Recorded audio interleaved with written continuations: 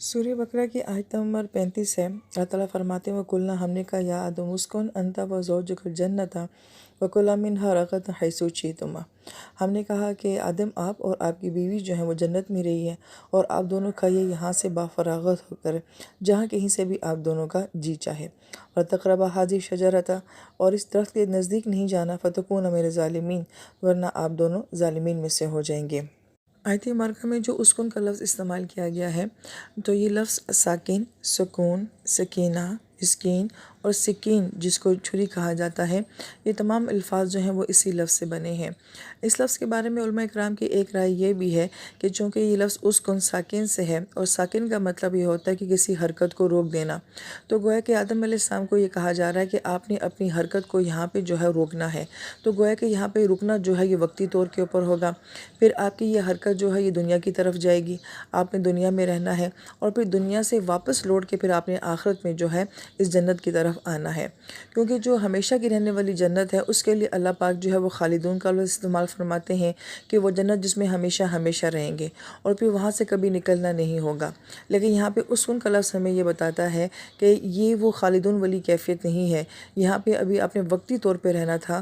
اور اس کے بعد آپ نے جنت سے دنیا کی طرف آنا تھا، تو گویا لفظ اسکن کے اندر ہی جو ہے یہ ساری بات سمو دی گئی ہے۔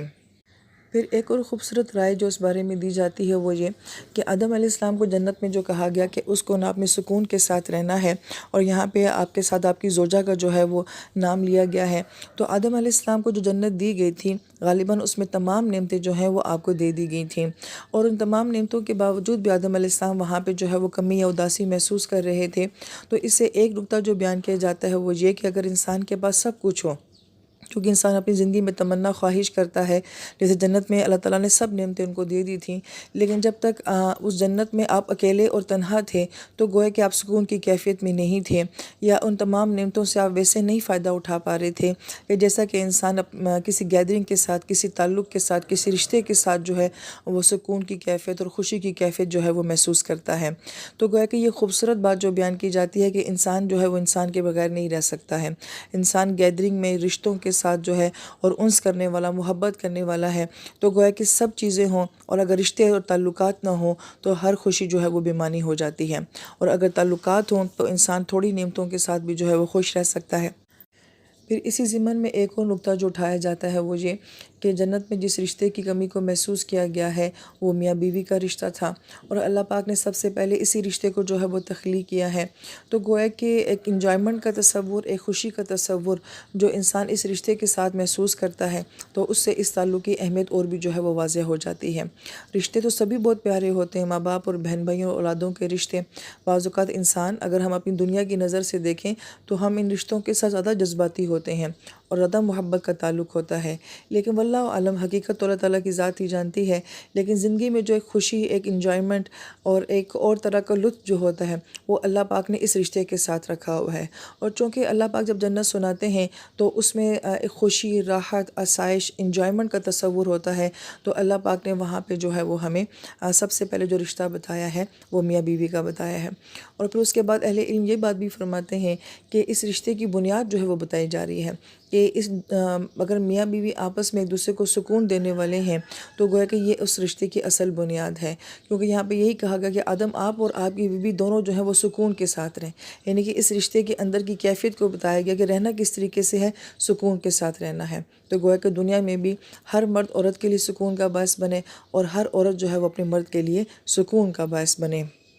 پھر آیت میں جو کہ اسکن انت وزوجک الجنہ کا لفظ لایا گیا ہے، تو اس ضمن میں علماء کرام جو نکات بیان کرتے ہیں کہ رہائش کے معاملے میں بیوی جو ہے وہ شوہر کے تابع ہوگی، جہاں پہ شوہر رہے گا بیوی کو بھی وہیں پہ رہنا ہوگا، یہ ایک بات بیان کی گئی۔ دوسری بات یہ بیان کی گئی چونکہ انت وزوجک دونوں کو علیحدہ علیحدہ سے لایا گیا ہے، تو اس کا مطلب ہے کہ دونوں کا راضی ہونا بھی بہت ضروری ہے کہ دونوں آپس میں باہمی رضامندی کے ساتھ ایک جگہ پہ کہیں جو ہے وہ رہائش اختیار کریں گے۔ البتہ علماء کرام یہ نکتہ بیان کرتے ہیں کہ یہاں پہ انت ضمیر جو ہے وہ پہلے لائی گئی ہے کہ پہلا اختیار جو ہے وہ مرد کو ہوگا، یا فیصلے کا اختیار جو ہے وہ مرد کو ہوگا کہ کہاں پہ رہائش اختیار کرنی ہے، تو ضمناً ایک باریک بات بھی بیان کرتے ہیں، مرد اور عورت کی نفسیات کو دیکھتے ہوئے ہوئے کہ مرد کے اندر یہ صلاحیت ہوتی ہے کہ وہ فوراً فیصلہ کر لیتا ہے، اور عورت کے اندر یہ کمزوری ہوتی ہے کہ وہ فیصلہ کرنے میں تھوڑی سی کمزور ہوتی ہے، یا وہ ڈبل مائنڈڈ بہت زیادہ ہوتی ہے، اور اس سے بہت جلدی جو ہے وہ کسی چیز کی سلیکشن کا جو ہے وہ فیصلہ نہیں ہوتا۔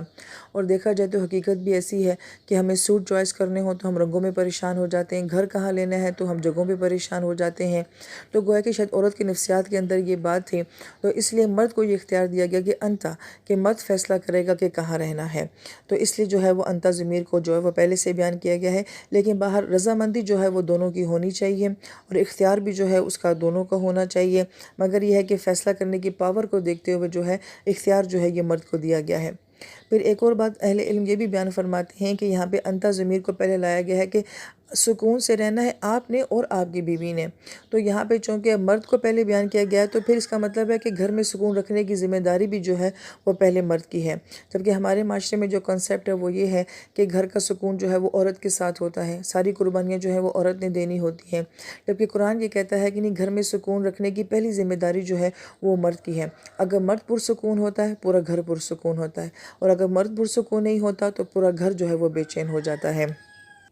پھر ایک اور باریک اور خوبصورت نقطہ جو بیان کیا جاتا ہے کہ کہا گیا کہ آپ اور آپ کی بیوی جو ہے وہ جنت میں رہیں۔ اب فی جنہ نہیں کہا گیا، یہ تو ہم ترجمہ کرتے وقت کہتے ہیں نا کہ جنت میں رہیں، جبکہ عبارت میں دیکھا جائے تو فی کا لفظ نہیں آیا، بلکہ کہا کہ آپ اور آپ کی بیوی جنت میں رہیں۔ یہاں سے جو علماء کرام نقطہ بیان کرتے ہیں کہ اگر فی کہا جاتا تو اس کا مطلب ہوتا کہ جنت میں کوئی حصہ ایسا ہے کہ جو کہ آپ کا گھر ہوتا، لیکن چونکہ فی نہیں کہا گیا بلکہ ڈائریکٹ جنت کا لفظ استعمال کیا گیا ہے، تو اس کا مطلب ہے کہ پوری جنت جو ہے وہ آپ دونوں کا گھر ہے۔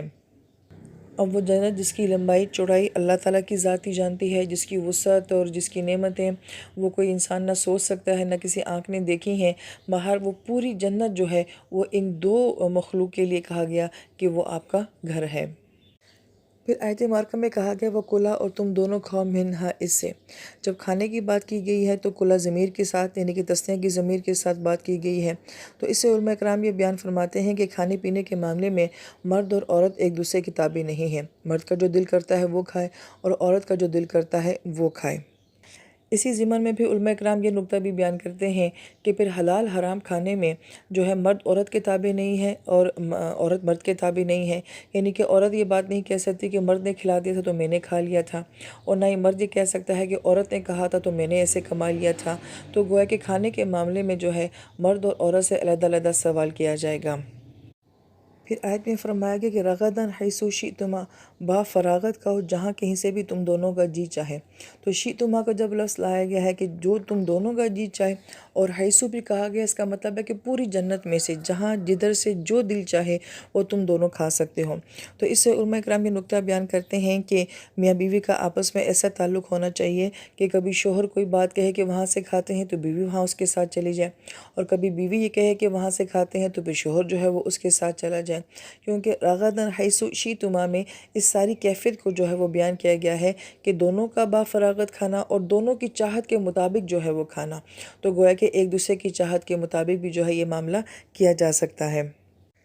جبکہ ہم اپنی دنیا میں دیکھتے ہیں کہ ان باتوں کے اوپر بھی میاں بیوی کے درمیان میں مسائل ہو جاتے ہیں، وہاں سے نہیں کھانا، ادھر نہیں جانا، اور ان باتوں پہ بھی جو ہے بعض اوقات کلیش ہو جاتے ہیں، جبکہ قرآن ہمیں بڑی باریکی کے ساتھ بھی کہتا ہے کہ اس معاملے میں بھی ایک دوسرے کی رائے کا احترام کیا جا سکتا ہے اور ایک دوسرے کو خوش بھی کیا جا سکتا ہے۔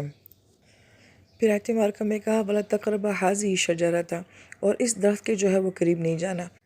تو علماء کرام یہ فرماتے ہیں کہ یہاں پہ تل کا نہیں لایا گیا جو کہ دور کے اشارے کے لیے آتا ہے کہ وہ ایک درخت ہے اس کے قریب نہیں جانا، بلکہ حاضی ہی کہہ کے کہ یہ جو درخت ہے اس کے قریب نہیں جانا۔ تو گویا کہ وہ چیز جو ہے وہ بہت واضح انداز میں آدم علیہ السلام کو بتا دی گئی تھی، اور ایسا اس وجہ سے کیا گیا کہ جب حلال حرام کی بات آتی ہے تو اللہ تعالیٰ بہت وضاحت کے ساتھ اور بہت واضح کر کے جو ہے اپنے احکام کو اور اپنے حکموں کو جو ہے وہ بیان کرتے ہیں، اور آدم علیہ السلام کو بھی جو ہے بڑا کلیئر کر کے کہا گیا تھا کہ یہ جو درخت ہے قریب سے ان کو بتایا گیا تھا کہ یہ آپ کے لیے حلال نہیں ہے۔